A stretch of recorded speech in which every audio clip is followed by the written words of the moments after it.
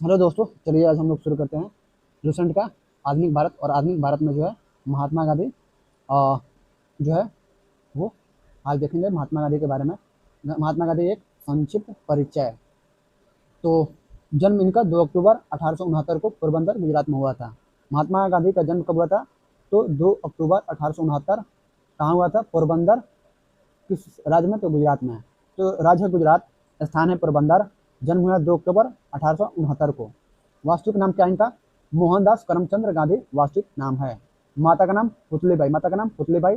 और पिता का नाम करमचंद्र गांधी था। माता का नाम क्या है? तो पुतलीबाई है। और पिता का नाम करमचंद्र गांधी है। पत्नी है कस्तूरबा गांधी, पत्नी है कस्तूरबा गांधी। विवाह 1883 में, विवाह जो है 1883 में हुआ है। चार पुत्र कौन है? हरिलाल, रामदास, मणिलाल और देवलाल देवदास। चार पुत्र है, हरिलाल, रामदास, मणिलाल और देवदास। यानी कि लाल दो हैं और दास दो हैं। हरिलाल और मणिलाल, और दास दो हैं, रामदास और देवदास। पांचवें पुत्र को उपाधि जो है जमनालाल बजाज। पांचवें पुत्र को उपाधि जो है जमनालाल बजाज को है। गांधी जी का निजी सचिव जो है, गांधी जी का निजी सचिव महादेव देसाई। इनका समय है 1917 से 1942। प्यारेलाल नैयर 1942 से 48। यानी कि महादेव देसाई जो है ये निजी सचिव थे किनके? तो गांधी जी के। इनका समय काल है 1917 से 1942। और 42 के बाद जो है प्यारेलाल नैयर आते हैं 1942 से 1948 ईस्वी तक। तो सवाल पूछेगा कि गांधी जी के निजी सचिव कौन थे? तो महादेव देसाई थे। और दूसरे कौन थे? तो प्यारेलाल नैयर थे। तो इन दोनों जो है निजी सचिव के बारे में आपको याद रखना है। सुशीला नैयर महात्मा गांधी के युवा निजी चिकित्सक और प्यारेलाल नैयर की बहन थी। यानी कि सुशीला नैयर कौन थे? तो महात्मा गांधी के युवा निजी चिकित्सक थे और प्यारेलाल नैयर की बहन थी। कौन? तो Sushila Nayyar. Madeleine Slade, Madeline. Slade जो है मेडेलिन एस्लेड, यह एक ब्रिटिश महिला थी। यह एक ब्रिटिश महिला थी जिन्होंने महात्मा गांधी के नेतृत्व में आंदोलन में शामिल होने के लिए ब्रिटेन छोड़ दिया था। यह एक ब्रिटिश महिला थी जिन्होंने महात्मा गांधी के नेतृत्व में आंदोलन में शामिल होने के लिए ब्रिटेन छोड़ दिया था। यह मीरा बहन के नाम से जानी जाती थी। यह जो है मीरा बहन के नाम से जानी जाती थी। लंदन में 1891 में बैरिस्टर की परीक्षा उत्तीर्ण की और वकालत करने बम्बई आ गए। लंदन में 1891 में बैरिस्टर की परीक्षा जो है उत्तीर्ण की और वकालत करने बम्बई आ गए। एक मुस्लिम व्यापारी दादा अब्दुल्ला ने इन्हें अपने फर्म की कानूनी कार्रवाई के लिए नियुक्त किया। एक मुस्लिम व्यापारी जो है दादा अब्दुल्ला, जो गुजराती था, इन्हें अपने फर्म की कानूनी कार्रवाई के लिए क्या क्या नियुक्त किया। इसी सिलसिले में अप्रैल 1893 में दादा अब्दुल्ला के मुकदमे की पैरवी हेतु दक्षिण अफ्रीका के लिए रवाना हुए। और इसी सिलसिले में क्या होता है कि 1893 में दादा अब्दुल्ला के मुकदमे की पैरवी हेतु दक्षिण अफ्रीका के लिए रवाना हुए, जहां वे सर्वप्रथम नटाल यानी डरबन बंदरगाह 24 मई 1893 को एस सफारी नामक जहाज में पहुंचे। जहां जो है 24 मई 1893 को एस सफारी नामक जहाज में पहुंचे। 7 जून 1893 को गांधी जी ने डरबन से प्रिटोरिया जाने वाली ट्रेन पकड़ी। 7 जून 1893 को गांधी जी ने डरबन से प्रिटोरिया जाने वाली ट्रेन पकड़ी। उस दिन गांधी जी के पास उसी ट्रेन की प्रथम श्रेणी का टिकट था। उस दिन जो है गांधी जी के पास उसी ट्रेन की प्रथम श्रेणी का टिकट था। लेकिन रंग भेद के कारण उन्हें जबरन तृतीय श्रेणी में जाने के लिए कहा गया। लेकिन रंग भेद के कारण उन्हें जबरन तृतीय श्रेणी में जाने के लिए कहा गया। नहीं जाने पर जबरन उन्हें पीटर मारिट वर्ग स्टेशन पर धक्का देकर नीचे उतार दिया गया। नहीं जाने पर क्या हुआ कि उन्हें पीटर मारिट वर्ग स्टेशन पर धक्का देकर नीचे उतार दिया गया। तो सवाल पूछेगा कि कहाँ से कहाँ तक ये ट्रेन पकड़े थे? तो ये ट्रेन पकड़े थे 7 जून 1983 को गांधी जी ने। कहाँ से कहाँ तक के लिए ट्रेन पकड़ी थी? तो डरबन से प्रिटोरिया के लिए ट्रेन पकड़ी थी। और इनको जो किस स्टेशन पर जो है उतारा गया था धक्का देकर नीचे? तो पीटर मारिट वर्ग स्टेशन पर। याद रखिएगा, सवाल पूछता है। गांधी जी दक्षिण अफ्रीका 1894 नेटाल इंडियन कांग्रेस की स्थापना की है। गांधी जी जो है दक्षिण अफ्रीका 1894 में नेटाल इंडियन कांग्रेस की स्थापना किए।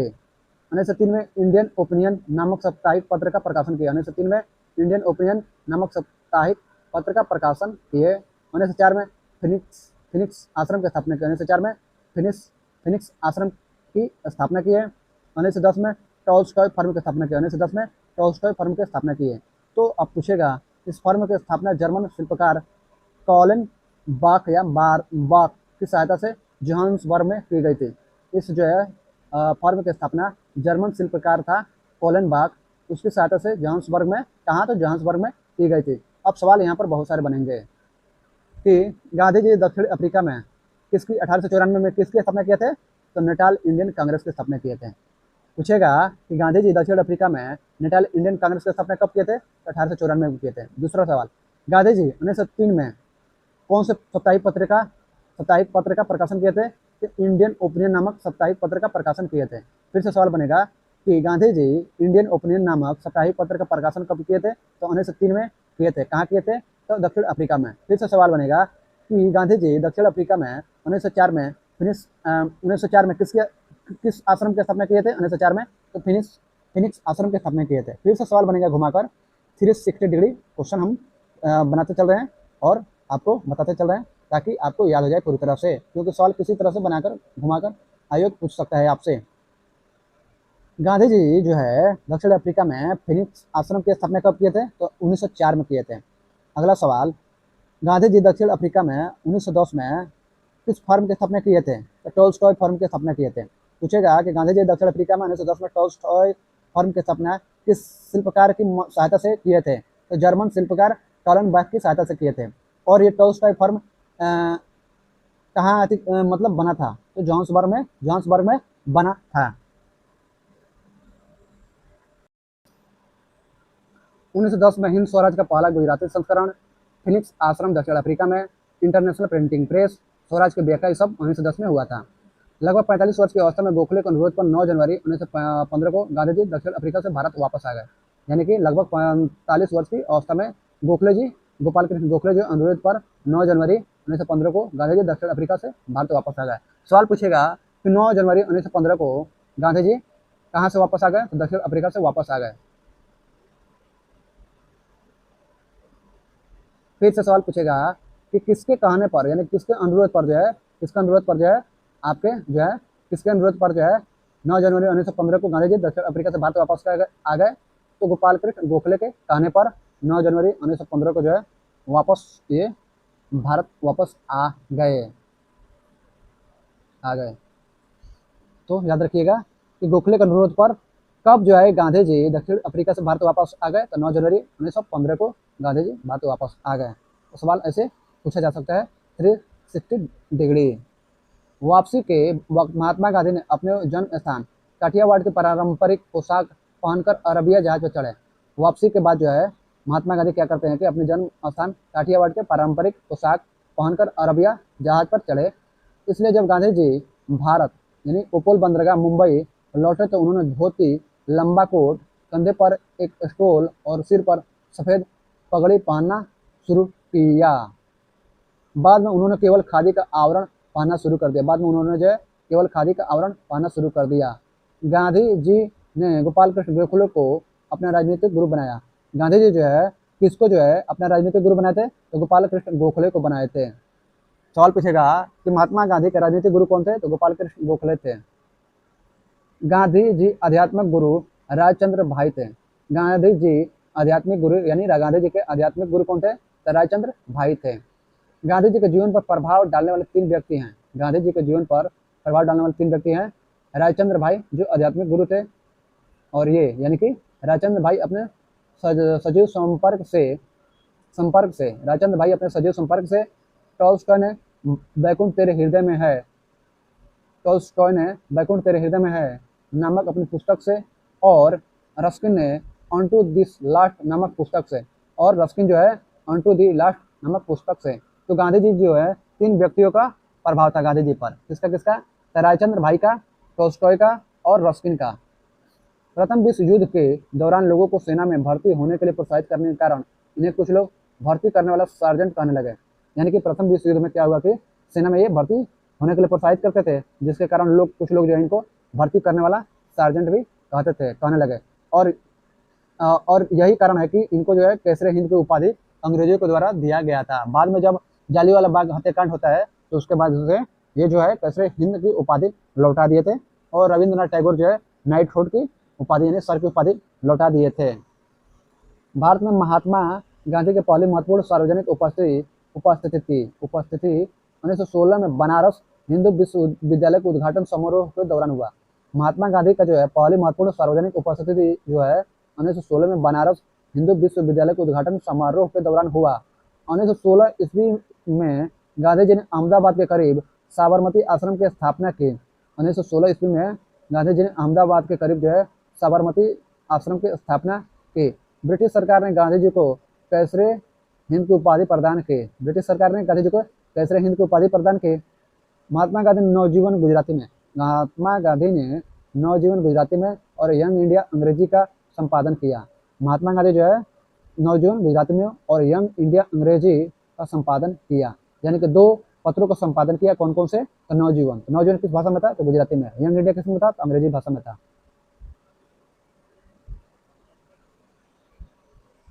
हरिजन पत्र का प्रकाशन 1933 में प्रारंभ किया। हरिजन पत्र का प्रकाशन जो है 1933 में प्रारंभ किया। गांधी जी की आत्मकथा है the story of my experiments with truth. Mahatma Gandhi ji की आत्मकथा है the story of my experiment with truth. Gandhi ji का प्रिय भजन वैष्णो जन को तैनू कहिए। वैष्णो जन को तैनू कहिए की रचना जो है नरसिंह मेहता ने की थी, यानी कि वैष्णो जन को तैनू कहिए इसकी रचना जो है नरसिंह मेहता ने की थी।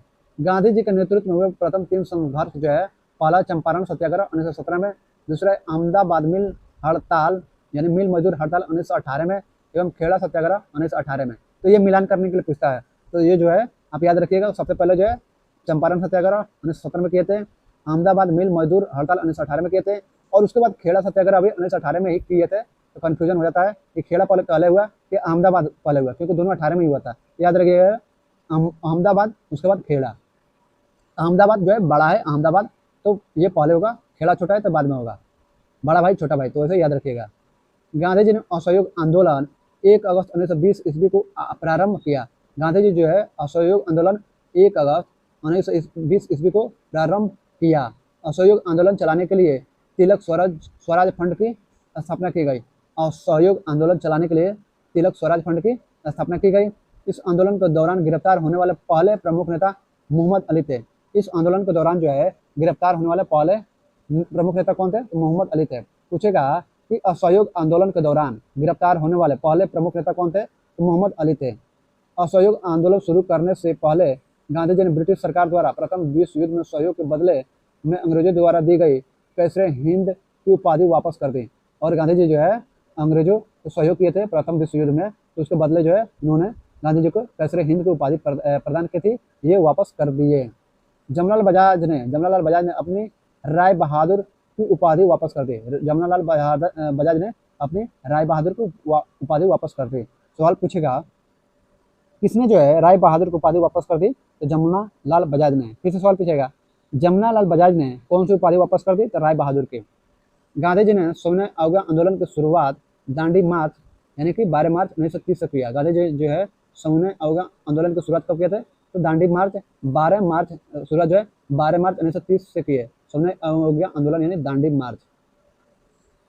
पूछेगा कि गांधी जी ने सविनय अवज्ञा आंदोलन की शुरुआत कब किए थे? तो 12 मार्च 1930 को किए थे। पूछेगा फिर से कि 12 मार्च 1930 को गांधी जी ने कौन सा आंदोलन किए थे? तो सविनय अवज्ञा आंदोलन किए थे। 15 अगस्त 1947 के दिन गांधी जी ने नोआखली बंगाल में थे। 15 अगस्त 1947 के दिन गांधी जी नोआखली बंगाल में थे। गांधी जी की हत्या 30 जनवरी 1948 को दिल्ली के बिड़ला भवन में नाथूराम गोडसे ने की। गांधी जी की हत्या जो है 30 जनवरी 1948 को दिल्ली के बिड़ला भवन में नाथूराम गोडसे ने कर दी। पूछेगा गांधी जी की हत्या कब किया गया? तो 30 जनवरी 1948 को किया गया। कहाँ किया गया? तो दिल्ली में। दिल्ली के किस भवन में? तो बिड़ला भवन में। किसने किया? तो नाथूराम गोडसे ने किया। गांधी जी की हत्या का मुकदमा नाथूराम गोडसे, गोपाल गोडसे, मदनलाल पहवा, विष्णु करकरे, दिगंबर वांगरे, दामोदर वीर सावरकर एवं नारायण आप्टे पर चला, जिसमें नाथूराम गोडसे एवं नारायण आप्टे को फांसी की सजा हुई। जिसमें जो है नाथूराम गोडसे और नारायण आप्टे को फांसी की सजा हुई। यानी कि गांधी जी की हत्या का मुकदमा जो है नाथूराम गोडसे को, गोपाल गोडसे को, मदनलाल पहवा को, विष्णु करकरे को, दिगंबर वागरे को, दामोदर और वीर सावरकर वो नारायण आप्टे पर चला, जिसमें नाथूराम गोडसे और नारायण आप्टे को फांसी की सजा हुई। गांधी जी की हत्या के मुकदमे की सजा सुनाने वाला जज आत्माचंद अग्रवाल थे। गांधी जी की हत्या के मुकदमे की सजा सुनाने वाले जज आत्माचंद अग्रवाल थे। भारत के एकमात्र समाचार पत्र हिंदू जिसने गांधी जी की हत्या का समाचार को पहले पन्ने पर स्थान नहीं दिया, क्योंकि उन दिनों हिंदुओं के पहले पन्ने पर केवल विज्ञापन आता था। गांधी जी का एकमात्र समाचार पत्र, मतलब भारत का एकमात्र समाचार पत्र हिंदू था, जिसने जो है गांधी जी की हत्या का समाचार को जो है पहले पन्ने पर स्थान नहीं दिया, क्योंकि उन दिनों हिंदू के पहले पन्ने पर केवल विज्ञापन आता था। 2 अक्टूबर 2005 को दक्षिण अफ्रीका पीटर मारिट्सबर्ग स्टेशन पर गांधी जी की प्रतिमा लगाई गई। 2 अक्टूबर 2005 को जो है दक्षिण अफ्रीका पीटर मारिट्सबर्ग स्टेशन पर गांधी जी की प्रतिमा लगाई गई। पूछेगा कि 2 अक्टूबर 2005 को कहाँ, मतलब किस स्टेशन पर, कहाँ के किस स्टेशन पर गांधी जी की प्रतिमा लगाई गई है? तो दक्षिण अफ्रीका के पीटर मारिट्सबर्ग स्टेशन पर। डंडा फौज का गठन पंजाब में चमनदीव ने किया। डंडा फौज का गठन पंजाब में चमनदीव ने किया। सवाल पूछेगा कि डंडा फौज का गठन किसने किया? तो चमनदीव ने किया। कहाँ किया? तो पंजाब में किया। दीन बंधु मित्र का नाटक नील दर्पण में नील की खेती करने वाले पर हुए अत्याचार का उल्लेख है। सवाल पूछेगा कि दीन बंधु मित्र का नाटक कौन है, मतलब कौन सा है जिसमें जो है नील की खेती करने वाले पर हुए अत्याचार का उल्लेख है? तो नील दर्पण में। नील दर्पण में नील की खेती करने वाले पर हुए अत्याचार का उल्लेख किसने किया है? तो दीनबंधु मित्र ने किए हैं। राष्ट्रवादी अहरार आंदोलन मजहर उल हक ने प्रारंभ किया। सवाल पूछेगा फिर से कि राष्ट्रवादी अहरार आंदोलन जो है किसने प्रारंभ किया? तो मजहर उल हक ने प्रारंभ किया। सवाल पूछेगा फिर से मजहर उल हक ने कौन सा आंदोलन प्रारंभ किए थे? राष्ट्रवादी अहरार आंदोलन।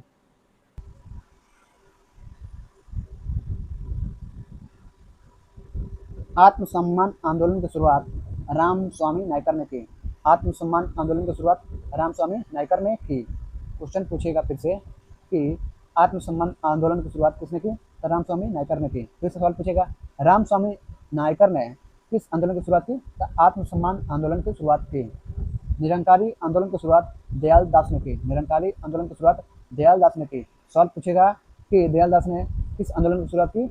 निरंकारी आंदोलन की शुरुआत की। फिर से पूछेगा सवाल निरंकारी आंदोलन की शुरुआत किसने की? दयाल दास ने की। दोनों तरफ से घुमाकर सवाल पूछा जा सकता है। ब्रह्म समाज का प्रतिज्ञा पत्र देवेंद्रनाथ ठाकुर ने तैयार किया। ब्रह्म समाज का प्रतिज्ञा पत्र देवेंद्रनाथ ठाकुर ने तैयार किया। सवाल पूछेगा ब्रह्म समाज का प्रतिज्ञा पत्र किसने तैयार किया? तो देवेंद्रनाथ ठाकुर ने तैयार किया। सवाल पूछेगा देवेंद्रनाथ ठाकुर ने कौन सा प्रतिज्ञा पत्र तैयार किया? तो ब्रह्म समाज का प्रतिज्ञा पत्र।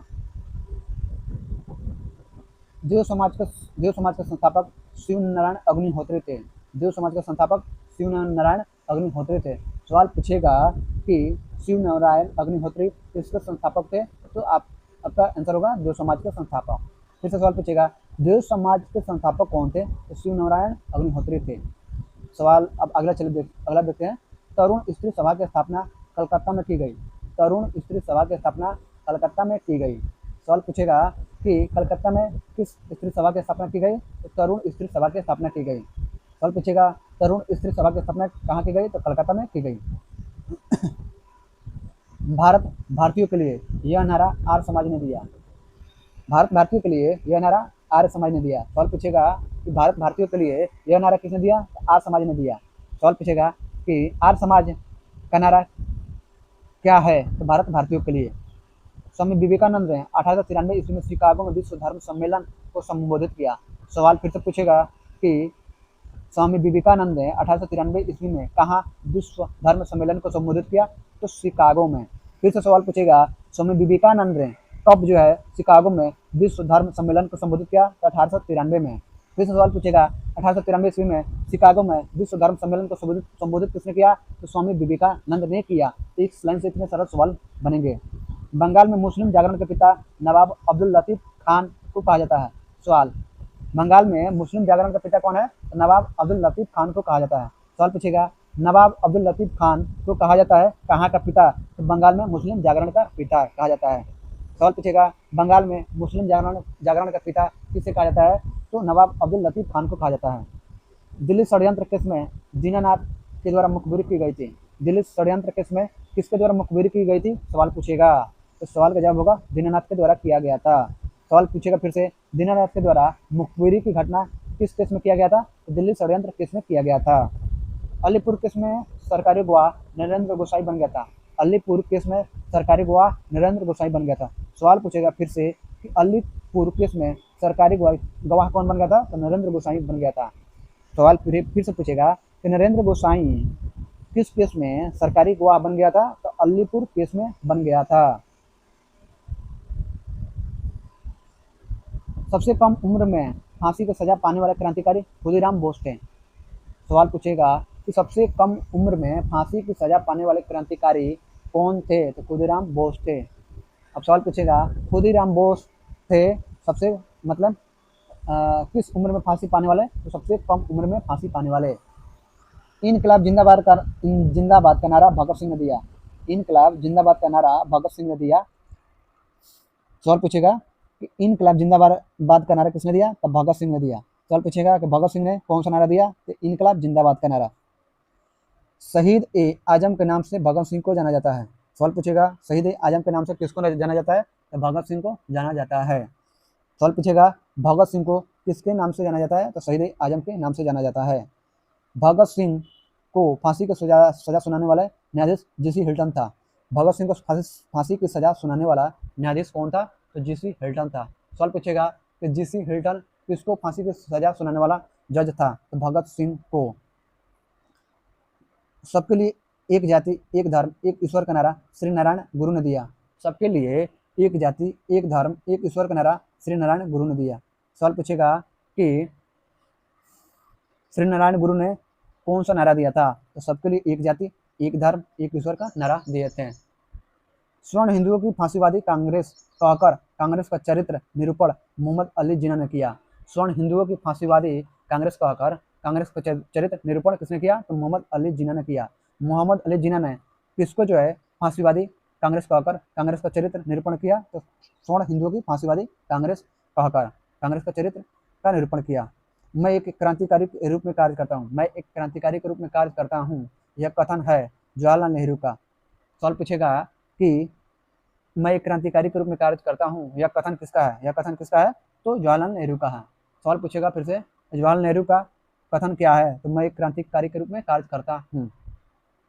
महात्मा गांधी को महात्मा रविन्द्रनाथ टैगोर ने, राष्ट्रपिता सुभाष चंद्र बोस ने और अर्धनग्न फकीर फ्रैंक मोरिस ने कहा। सवाल पूछेगा कि महात्मा गांधी को महात्मा किसने कहा? रविन्द्रनाथ टैगोर ने कहा। रविन्द्रनाथ टैगोर ने फिर से सवाल पूछेगा रविन्द्रनाथ टैगोर ने महात्मा गांधी को क्या कहा? तो महात्मा कहा। राष्ट्रपति किसने कहा? महात्मा गांधी को राष्ट्रपिता किसने कहा? राष्ट्रपिता महात्मा गांधी को किसने कहा? तो सुभाष चंद्र बोस ने कहा। सवाल पूछेगा कि सुभाष चंद्र बोस ने किसको जो है राष्ट्रपिता कहा? तो महात्मा गांधी को। सवाल पूछेगा फिर से कि सुभाष चंद्र बोस ने महात्मा गांधी को क्या कहा? तो राष्ट्रपिता कहा। अर्धनग्न फकीर किसने कहा? तो फ्रैंक मोरिस ने कहा। किसको कहा? तो महात्मा गांधी को कहा। महात्मा गांधी को जो है फ्रैंक मोरिस ने क्या कहा? तो अर्धनग्न फकीर कहा।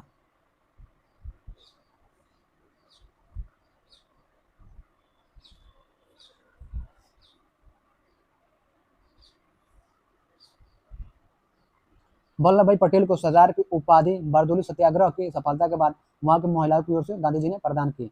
सवाल पूछेगा वल्लभ भाई पटेल को सरदार की उपाधि किसने प्रदान की? तो महात्मा गांधी ने प्रदान की। किनकी तरफ से? तो महिलाओं की ओर से। अब ये कब हुआ था? तो बारदोली सत्याग्रह की सफलता के बाद। सवाल पूछेगा सरदार की उपाधि किसको मिला था? वल्लभ भाई पटेल को। किसके द्वारा? तो गांधी जी के द्वारा। और ये महिलाओं की ओर से दिया, महिलाओं की ओर से गांधी जी ने प्रदान किए थे। किसकी सफलता के बाद? तब बारदोली सत्याग्रह की सफलता के बाद। हाली पद्धति गुजरात के बारदोली क्षेत्र में कालिप राज जनजाति को इस पद्धति के अंतर्गत उच्च जातियों को यहाँ पुश्तैनी मजदूर यानी बंधुआ मजदूर के रूप में कार्य करना होता था। हाली पद्धति गुजरात के बारदोली क्षेत्र में कालिप राज जनजाति को इस पद्धति के अंतर्गत उच्च जातियों के यहाँ पुश्तैनी मजदूर यानी बंधुआ मजदूर के रूप में कार्य करना होता था। 1927 के बगली पराजो के वार्षिक सम्मेलन की अध्यक्षता महात्मा गांधी ने की और काली पराजो को रानी पराज बनवासी को उपाधि दी। तो सवाल यहाँ से बहुत सारे बनेंगे कि हाली पद्धति के यहाँ कथी थी? हाली पद्धति तो गुजरात के बारदोली क्षेत्र में काली पराज जनजाति जो है ना, इस पद्धति के अंतर्गत उच्च जातियों को यहाँ पुश्तैनी मजदूर यानी बंधुआ मजदूर के रूप में कार्य करना होता था। तो ये हाली पद्धति थी। ये किसके द्वारा? तो काली पराज जनजाति के द्वारा। कहाँ? तो गुजरात के बारदोली क्षेत्र में। किसके यहाँ? तो उच्च जातियों के यहाँ। कौन सी? तो पुश्तैनी मजदूरी यानी कि बंधुआ मजदूर के रूप में कार्य करना होता था। वही हाली पद्धति है। 1927 के बगली पराजो के वार्षिक सम्मेलन की अध्यक्षता महात्मा गांधी ने की। 1927 के किस वार्षिक सम्मेलन की अध्यक्षता महात्मा गांधी ने की थी? तो बगली पराजो के वार्षिक सम्मेलन की अध्यक्षता महात्मा गांधी ने की थी। और काली पराजो को रानी पराज बनवासी को उपाधि दी, और काली पराजो को रानी पराज बनवासी को उपाधि दी। सुभाष चंद्र बोस को सर्वप्रथम नेताजी एडोल्फ हिटलर ने कहा था। सुभाष चंद्र बोस को सर्वप्रथम नेताजी किसने कहा था? तो एडोल्फ हिटलर ने कहा था। एडोल्फ हिटलर ने किसको नेताजी कहा था? तो सुभाष चंद्र बोस को। एडोल्फ हिटलर ने सुभाष चंद्र बोस को क्या कहा था? तो नेताजी कहा था। तो इतने सारे सवाल बनेंगे इस लाइन से। गोखले के आध्यात्मिक एवं राजनीतिक गुरु कौन थे? एमजी राणा डे थे। गोखले के आध्यात्मिक एवं राजनीतिक गुरु कौन थे? तो एमजी राणा डे थे। सवाल है कि गोखले के आध्यात्मिक और राजनीतिक गुरु कौन थे? तो एमजी राणा डे थे। एमजी राणा डे थे किसके? आध्यात्मिक और राजनीतिक गुरु? तो गोखले के थे। फिर से सवाल पूछेगा कि अब जो है यहाँ पर देखिए क्या है कि एमजी राणा डे जो है गोखले के आध्यात्मिक और राजनीतिक गुरु हैं, और गोखले जो है महात्मा गांधी के क्या है? तो राजनीतिक गुरु हैं। सवाल यहाँ पर यह है, महात्मा गांधी के राजनीतिक गुरु कौन है? तो गोखले जी हैं, गोपाल कृष्ण गोखले। और गोखले के राजनीतिक गुरु और आध्यात्मिक गुरु कौन है? तो एमजी राणा डे थे। महात्मा गांधी के राजनीतिक गुरु जो है गोपाल कृष्ण गोखले थे। आ गया ना? महात्मा गांधी के राजनीतिक गुरु गोपाल कृष्ण गोखले थे। सुभाष चंद्र बोस के राजनीतिक गुरु चित्तरंजन दास थे। देशबंधु चित्तरंजन दास थे। तो देशबंधु चित्तरंजन दास किसके राजनीतिक गुरु थे? तो सुभाष चंद्र बोस के राजनीतिक गुरु थे। सवाल पूछेगा तो सुभाष चंद्र बोस के राजनीतिक गुरु कौन थे? तो चित्तरंजन दास थे। भारत का बिस्मार्क यानी सरदार वल्लभ भाई पटेल को कहा जाता है। भारत का बिस्मार्क किसको कहा जाता है? तो सरदार वल्लभ भाई पटेल को कहा जाता है। सरदार वल्लभ भाई पटेल को क्या कहता है? तो भारत का बिस्मार्क कहा जाता है। तो इस तरह से सवाल बनेंगे। शुद्धि आंदोलन के प्रवर्तक स्वामी दयानंद सरस्वती थे। शुद्धि आंदोलन के प्रवर्तक कौन थे? तो स्वामी दयानंद सरस्वती थे। स्वामी दयानंद सरस्वती, सवाल ऐसे भी पूछेगा कि स्वामी दयानंद सरस्वती किस आंदोलन के प्रवर्तक थे? तो शुद्धि आंदोलन के प्रवर्तक थे। तो इस तरह से घुमा फिरा के सवाल पूछे जा सकते हैं 360 डिग्री। 19वीं शताब्दी के भारतीय पुनर्जागरण के पिता राजा राम मोहन राय को कहा जाता है। 19वीं शताब्दी के भारतीय पुनर्जागरण के पिता राजा राम मोहन राय को कहा जाता है। सवाल पूछेगा तो 19वीं शताब्दी के भारतीय पुनर्जागरण के पिता किसको कहा जाता है? राजा राम मोहन राय को कहा जाता है। राजा राम मोहन राय को, फिर से सवाल है कि राजा राम मोहन राय को किस शताब्दी के भारतीय पुनर्जागरण के पिता कहा जाता है? तो 19वीं शताब्दी के। फिर से सवाल है कि राजा राम मोहन राय को 19वीं शताब्दी के किसका पिता कहा जाता है? तो भारतीय पुनर्जागरण का पिता। अखिल भारतीय हरिजन संघ की स्थापना महात्मा गांधी ने की थी। सवाल पूछेगा कि अखिल भारतीय हरिजन संघ की स्थापना किसने की? तो महात्मा गांधी ने की थी। सवाल फिर से पूछेगा कि महात्मा गांधी ने किस संघ की स्थापना की थी? तो अखिल भारतीय संघ की स्थापना की थी। राष्ट्रीय युवा दिवस स्वामी विवेकानंद से संबंधित है। राष्ट्रीय युवा दिवस किससे संबंधित है? तो स्वामी विवेकानंद से संबंधित है। सवाल पूछेगा कि राष्ट्रीय स्वामी विवेकानंद से संबंधित है राष्ट्रीय युवा दिवस। यंग बंगाल आंदोलन का प्रवर्तक विवियन डिरोजियो था। यंग बंगाल आंदोलन का प्रवर्तक विवियन डिरोजियो था। सवाल पूछेगा विवियन डिरोजियो कौन था? यंग बंगाल आंदोलन का प्रवर्तक था। कांग्रेस ने मौलाना अबुल कलाम आजाद की अध्यक्षता में भारत छोड़ो प्रस्ताव को पारित किया। सवाल पूछेगा कि कांग्रेस ने मौलाना अबुल कलाम आजाद की अध्यक्षता में किस प्रस्ताव को पारित किया था? भारत छोड़ो आंदोलन प्रस्ताव को पारित किया था। सवाल पूछेगा कि भारत छोड़ो आंदोलन का प्रस्ताव जो है कांग्रेस ने किसकी अध्यक्षता में पारित किया था? मौलाना अबुल कलाम आजाद की अध्यक्षता में। भारत के पितामह grand old man of India Dadabhai Naoroji को कहा जाता है। भारत का पितामह किसको कहा जाता है? तो grand old man of India Dadabhai Naoroji को कहा जाता है। सवाल पूछेगा कि दादा भाई नौरोजी को भारत का क्या कहा जाता है? तो पितामह कहा जाता है, यानी कि grand old man of India कहता है। सवाल पूछेगा फिर से कि grand old man of India किसको कहा जाता है? दादा भाई नौरोजी को कहा जाता है, यानी कि भारत के पितामह। गोपाल हरि देशमुख को लोकहितवादी के नाम से भी जाना जाता है। गोपाल हरि देशमुख को लोकहितवादी के नाम से भी जाना जाता है। सवाल पूछेगा कि गोपाल हरि देशमुख को किस के नाम से जाना जाता है? लोकहितवादी के नाम से जाना जाता है। सवाल फिर पूछेगा कि लोकहितवादी के नाम से किसको जाना जाता है? तो गोपाल हरि देशमुख को। बिना ताज का बादशाह सुरेंद्रनाथ बनर्जी को कहा जाता है। बिना ताज का बादशाह सुरेंद्रनाथ बनर्जी को कहा जाता है। सवाल पूछेगा कि सुरेंद्रनाथ बनर्जी को क्या कहा जाता है? तो बिना ताज का बादशाह।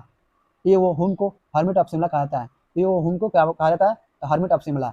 हर्मिट ऑफ शिमला किसको कहा जाता है? ये वो हुम को कहा जाता है। ये वो हुम 1885 से 1907 ईस्वी तक कांग्रेस का महामंत्री रहे। ये वो हुम जो है 1885 तक से 1907 ईस्वी तक कांग्रेस के महामंत्री रहे। कांग्रेस के प्रथम मुस्लिम अध्यक्ष बदरुद्दीन तैयबजी थे। कांग्रेस के प्रथम मुस्लिम अध्यक्ष कौन थे? तो बदरुद्दीन तैयबजी थे। सवाल पूछेगा कि कांग्रेस के प्रथम मुस्लिम अध्यक्ष कौन थे? तो बदरुद्दीन तैयबजी थे। सवाल पूछेगा बदरुद्दीन तैयबी क्या थे? तो कांग्रेस के प्रथम मुस्लिम अध्यक्ष थे। रौलट एक्ट को बिना अपील, बिना वकील, बिना दलील का कानून कहा गया। रौलट एक्ट को बिना अपील, बिना वकील तथा बिना दलील का कानून कहा गया। किसको जो है बिना वकील, बिना अपील, बिना दलील का कानून कहा गया? तो रौलट एक्ट को। मोहम्मद अली और शौकत अली ने 1919 ईस्वी में खिलाफत आंदोलन की शुरुआत की। मोहम्मद अली ने और शौकत अली ने 1919 ईस्वी में खिलाफत आंदोलन की शुरुआत की। सवाल पूछेगा कि किसने जो है 1919 में खिलाफत आंदोलन की शुरुआत की? तो मोहम्मद अली ने और शौकत अली ने शुरुआत की। सवाल पूछेगा मोहम्मद अली ने, शौकत अली ने कब जो है खिलाफत आंदोलन की शुरुआत की? तो 1919 ईस्वी में। फिर से सवाल पूछेगा मोहम्मद अली ने, शौकत अली ने 1919 में किस आंदोलन की शुरुआत की? तो खिलाफत आंदोलन की शुरुआत की। तीनों गोलमेज सम्मेलन में भाग लेने वाले भारतीय नेता थे। तीनों गोलमेज सम्मेलनों में भाग लेने वाले भारतीय नेता थे। तो भीमराव अंबेडकर थे, डॉक्टर भीमराव अंबेडकर थे। याद रखिएगा भीमराव अंबेडकर ऐसे थे जो तीनों गोलमेज सम्मेलन में भाग लेने वाले भारतीय नेता थे। 22 दिसंबर 1939 को कांग्रेस मंत्रिमंडल ने सामूहिक रूप से त्यागपत्र दिया। 22 दिसंबर 1939 को कांग्रेस जो है मंत्रिमंडल ने सामूहिक रूप से त्यागपत्र दे दिया। इस दिन को मुस्लिम लीग ने मुक्ति दिवस के रूप में मनाया। इस दिन को जो है मुस्लिम लीग ने जो है मुस्लिम दिवस के रूप में मनाया। क्यों मनाया? इन्होंने सामूहिक रूप से त्यागपत्र इसलिए दिया क्योंकि सेकंड वर्ल्ड वार स्टार्ट जो है हो गया और उसमें जो है ये चाहते थे कि अंग्रेज की भारतीय सेना शामिल हो और भारतीय जो नेता थे वो नहीं चाहते थे कि भारतीय सैनिक इस वर्ल्ड वार में, सेकंड वर्ल्ड वार में शामिल हो। ये अंग्रेजों का युद्ध है, ये अंग्रेज ही समझे। इसलिए जो है सामूहिक रूप से कांग्रेस मंत्रिमंडल ने 22 दिसंबर 1939 को त्यागपत्र दे दिया और इस दिन क्या हुआ कि मुस्लिम लीग ने मुक्ति दिवस के रूप में मनाया। तो सवाल पूछेगा मुस्लिम लीग ने मुक्ति दिवस के रूप में कब मनाया? तो 22 दिसंबर 1939 को ही मनाया। और सवाल पूछेगा कि कब जो है कांग्रेस मंत्रिमंडल ने सामूहिक रूप से त्यागपत्र दिया? तो 22 दिसंबर 1939 को। सवाल फिर से पूछेगा कि 22 दिसंबर 1939 को कांग्रेस के मतलब कांग्रेस ने क्या किया था? तो कांग्रेस मंत्रिमंडल ने सामूहिक रूप से क्या किया था? त्यागपत्र दिया था।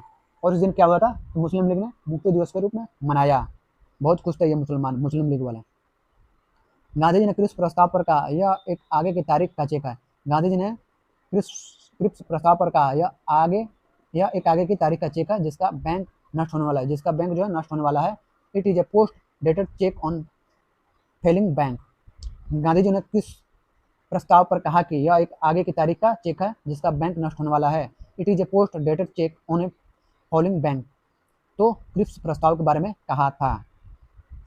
इंडिपेंडेंस फॉर इंडिया लीग की स्थापना जवाहरलाल नेहरू और सुभाष चंद्र बोस ने की थी। क्वेश्चन है इंडिपेंडेंस फॉर इंडिया लीग की स्थापना किसने की थी? जवाहरलाल नेहरू और सुभाष चंद्र बोस ने की थी। सवाल पूछेगा जवाहरलाल नेहरू और सुभाष चंद्र बोस ने किस लीग की स्थापना की थी? तो इंडिपेंडेंस फॉर इंडिया लीग की। इंडिया इंडिपेंडेंस लीग की स्थापना रास बिहारी बोस ने की थी।